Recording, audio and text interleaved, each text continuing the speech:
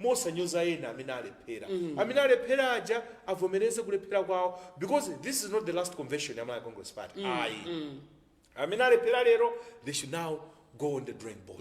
Tipange bwanji kuti ifeyo convention ina mwezi achitike ka 2029 tizakhale kuti ndifeyo amene tizakhale patsogolo potsogolera National Executive Committee ya Malawi Congress Party. So overall tikuzoona kuti yayi the convention yomwe yachitika mu environment yabwino, tikazumula bwino sinamvepo kuti ayi mtolankhani wina pano ali kuchipatala, kamera yake amulanda, phone yake amulanda, ayi ndithu. Atolankhani agwira ntchito yabwino reporting objectively. Osati mwina atolankhani awa abwere awa asabwere. Ayi, all the media houses, ndithu nyumba zonse zofalitsa nkhani zinali kumeneko. Komanso nayo aspect ina yona kuti all of a sudden kwatukiranso tu Mai Jessica Bwira amene tsopano asankhidwa pa mpando wa publicity secretary. Ndipo pano timalizire mmeneyo kuti kodi Mai Jessica Bwira avumbuluka tsopano. You do see kuti ndi chipando chomwe sikuti chimakhala kuti kuiwala amene ali mamembala awo.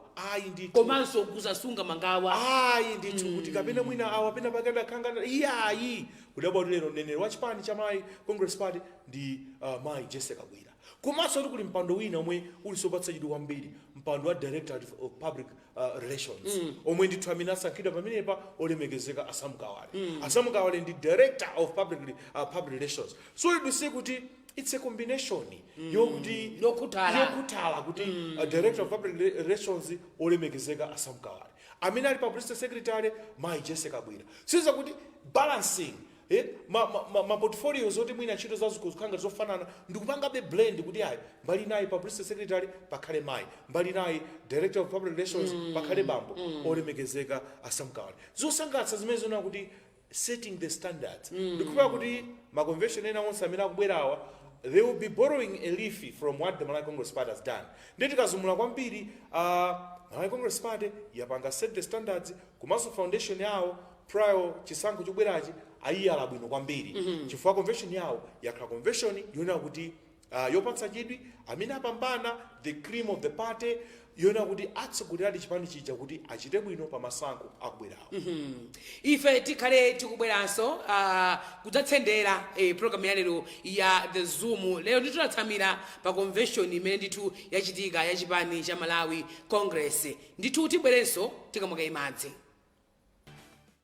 Kubayiraso ndithu mchigawo chotsiriza programu ya the Zoom pakanema wa MBC kuzizumula kuzibwetsa pafupi nkhanizo zimene zili pakatali kamene zikungokambidwa mzumuli bambo Timothy Kateta amazibweretsa pano. Nkhani zimenezo ndikuti tizizumule mozama, tizimvetsetse mozama kuti nkhani zimenezo zikutanthauza kuti chani. Bambo Kateta titatha kuzukuta convention ya Malawi Congress Party mmene iyendera bwino, so colorful, so beautiful, so peaceful.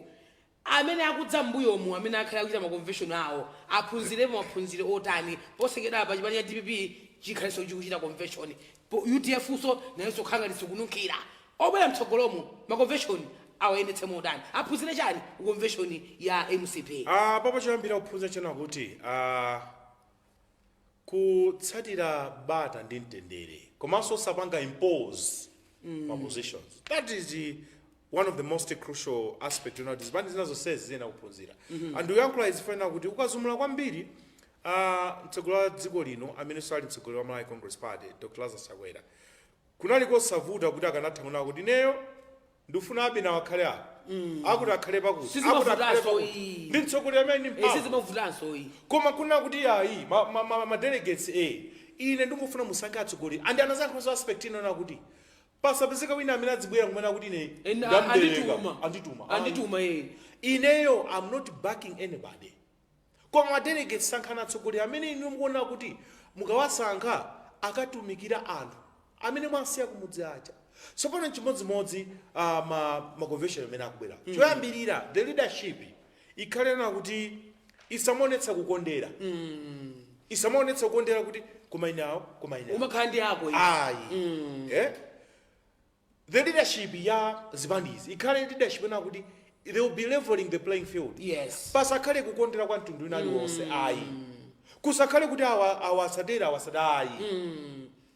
Leadership is panga set the standards. Kuna kuti ifeyo ngati chipani chathu tifuna tipange kandi DPP tiyeni the playing field ya tipange level komanso wina alisa khaye ndi kuthekera kuti apikisane nawo. Yes, osampinga-pinga iya. Osampinga-pinga komanso tu we cannot run away perspective kuna kuti atsogoleri amene muwasankhewo akhaliso atsogoleri amene who are going to be physically fit and mentally sound.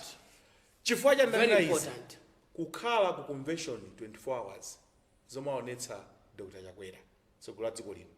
It's not something that we should take it lightly. Zikusonyeza kuti tili tsogoleri amene ali physically fit komanso mentally sound. Kodi zipangizo zonsezi, will they also look into that aspect? Ali ndi choice osankha atsogoleri amene akuafuna, fine and good. Komanso that aspect ndi ofunikira kwambiri. Chifukwa tu kukhala convention, overseeing the whole process. Osapetira. Osaona kuti akapena mwina tandipatseni ndimweko coffee. Ayi. 24 hours. This is another lesson yona kuti tikayisumula kwambiri. Sakalizani chinja nazi zake. Uli masowa sakalizani. Tikasumulaso pamene papanso ndiona kuti atsogoleri zipani zinazo akamakapangisa convention yawo. What if the voting process izachitika ngati ya yomwe yachitika ku Malawi Congress Party? Kuti throughout the night akuvota. Or do they have capable leaders who can withstand all those long hours? That is another aspect. Yes. Kuma aspect yaikulu kwambiri ndiona kuti so create a favorable environment. Ndiona kuti it should be a peaceful convention. Yona kuti atulankhani asakati awa achokera nyumba yakuti akuti asabwere. Asalowe. Iyayi. Azimitseni makamera. Ayi. Phunzo lina ndimene ndiona kuti nyumba zonse zofalitsa nkhani. Ziloleni. Zapakekava. Ma convention analimu. Chipani cha Malawi Congress Party chaonetsa kuti wina aliyese chimalemekeza maufulu olemba ndi kufalitsa nkhani. Yes. Lishwa yake anena kuti nosa nyumba zofalitsa nkhani. Kaya mwina simakamba zabwino za ife, kamakamba zabwino za ife, kamatani. Nosenu bwerani. Muzachitira umboni convention imene. Ndena also azipani zomwe zibwera zomwe azapatsa convention. They should also emulate that. Yes. Open up. Let the process ikhale transparent. Pasakhale zina zobisa yayi. Olemba nkhani aloleni abwere azaulutse nkhani azafotokoza zomwe zitani kuti zochitika. Osakhala nkhwidzi yayi. Komanso balance up, blend. Tabweretsana amayi ambiri so akhale ndi ma positions muzipani mwanumo. Tabweretsaninso na achinyamata ambiri akhalenso ndi ma positions muzipani mwanumo. MCP apanga state that standard kuti yayi achinyamata ndi amayi you are most welcome. Tiena zone bwerani. Tigwire ntchito yotumikira Malawi. Zipani zaso zikamapangisa ma convention now, they should also look into that aspect. Kuti ayi, let's open up. Zise kuzati tizitsegule, achinyamata bwerani, amayi bwerani. Osati ya mipando hii is reserved for the amuna okauka. Mipando hii ino achinyamata simungafike pene ba ayi. Nonse bwerani. Ngati mwendi kuthekera mkhozo pikisana nawo, pikisanani. Opambane, olephera avomereze ndatani. Ndalephera. Komanso organization yo ikhaliso yachikoka amene anapangira Malawi Congress Party. Sankawo organization yo ngoti bwata kulo yayi. Ndiponso nayiwala kuti kumene kuso na Yesu Joseph Nkasa, durukira mboku Joseph Nkasa. Ndipo zindabo Kasa. Zokazo just to spice up the event. Event samakhale yongoti zizikoma. Ndingokhala very dull yayi. Spice up the event. Ifuna mataka panga kana DJ. Yeah. Sound. How do you zikoma? Ndiko tisi kuti Malawi Congress Party apanga set the standards apanga set apanga raise the bar. Yes, raising the bar. Akhala kubwera mbuyo mukuzapangisa ma convention yawo hayi ndithu pali ziwiri start zomwe ndithu mwina chipani cha Malawi Congress Party to strategic as well kuti tiyambe ndife kuti nawo aone zomwe ife tingapange. Tisamve kuti atuangani ndi kumene kwalandiridwa mafoni. Asamve kuti atuangani ndi alandiridwa ma laptop kumeneko. Kumene kuti atuangani anakhabidwa ayi ndithu ngakhale nafotokoza kale kuti pamakhalibe ka component kabodza kuti atizonekebe zoyipa. Kumaona kuti ma social media poti social media masuku ano poti mabando anaphweka achipa ndiye kungolota apo basi anthu mabwesa zithu zina zabodza zimachitika kuti izi akuti kumene kwanamenyani chipatala zabodza. So zipani zinazo zionetseseso kuti ma convention awo kudzakhale bata ndi mtendere. Ifeso kazuma kazatifuna tikapange zoom tikazumula komweko live and direct. Because zolinga zona kuti Amalawi aziona kapena azimva zeni. Of course ibe chembekezobe mwachitsanzo ndipange dwell bit pa chipani cha UDF. Icho chomwe chidafotokoza kuti it was supposed to be the first political party yomwe imene atipangitse convention. Koma tinangomva kuti yayi tapanga tasintha. Zifukwa tinayankhula ndi amwawa kuti ayi mwina pali zifukwa zingapo komabe they haven't yet come out kunena kuntundu wa Malawi kuti ndililiti lomwe tipangesa convention mulatha kusintha muchitaditi chifukwabe amalawi amakamaka otsata chipani cha UDF they like to be in the know aina kuzindikira aina kudziwa kuti chipani chathu titalephera kumangisa convention imene convention imene ichitike that was part 3 ndithu anafotokoza sikachitika kukomesa amene ambira ndiwo analowena oyambira anali ndithu iwo of course yawo modzi anapanga kale convention yawo ngakhale kuti we didn't get much into it kuma UDF ndithu amene apangise pa 3 kenaka zinapeza zasintha ndiye tikazumula kangati ku UDF kundithu kuli tima challenges tingapo tomwe sitingathe kuanenera komabe ndongofuna kuti they should put their house in order kuti ndithu nawonso apangise convention because in a democracy makoma ndizipani zambiri nacho chipani cha UDF ndi chipani chofunikira in a democracy because ndi chipani chona kuti ayi ndithu anthuso akhala kuchangana ndi chidi kuti